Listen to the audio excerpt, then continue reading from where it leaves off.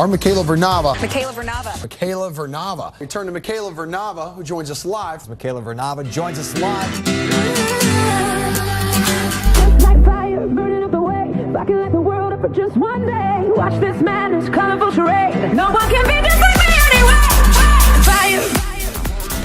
Fire. Wow, okay.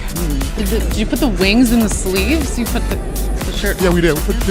Right now, I feel like my arms can swell because I got some bling bling in my hand. How about Doug Fister? We're live from Gillette Stadium. So you could say victory is in the air. Aaron Rodgers, stop stealing. Yeah, you're making it look too easy, Aaron. Erik Karlsson also not on the ice. Today's practice was easily the coldest the Patriots have had. Fans coming out of here after just meeting you, some of them crying, clear how much of an impact you've had on so many people's lives.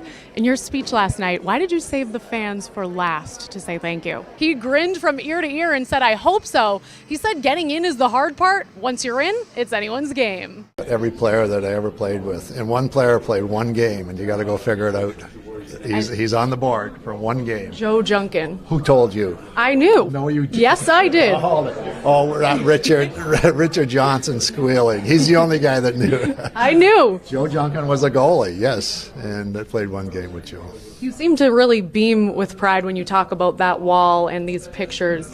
What did those teammates mean to you? Oh, gosh. But we need answers now. So, as for an immediate contributor, free agency on July 1st could be the answer. This is NESN. Hello and welcome to an NST special, the best of Radio Row. It's been a long and crazy week here in Houston. Let's kick things off with a man who has unique connections to both of these teams squaring off on Sunday, Doug Flutie. Fun to be around here. I tell you, it's like a class reunion around here with everybody. You run into people you haven't seen in 20 years. I know you just walked up to our set and your name's being shouted left and right. You're most popular man on the row, it seems. Gotta love the not-so-subtle Belichickian reminder to media and fans to leave the coaching to him. But his comments really reaffirm what we heard from special teams captain Matthew Slater after the game. Slater took responsibility for those misplayed returns, saying that as the leader of that unit, he needed to do a better job of communicating signals. Sox fans, you simply don't want to miss this, because what's the next best thing to cheering for your home team? Rooting against the Bronx Bombers, duh. We'll show you how the Yankees continued their downward spiral. For Tom Brady, getting that fifth ring on his finger means he'll once again have to get past Dan Quinn, only this time as a head coach. Quinn was Seattle's defensive coordinator when the Patriots beat the Seahawks in Super Bowl 49, and that was a defense that ranked first in total passing and scoring defense that year.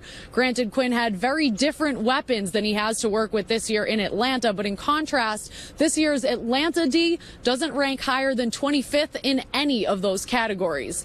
Boston University's Agganis Arena is practically a Zdeno Chara slap shot away from the rink here at Warrior.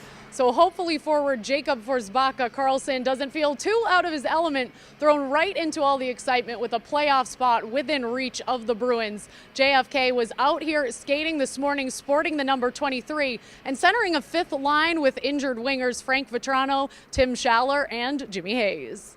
A dramatic finish you do not want to miss.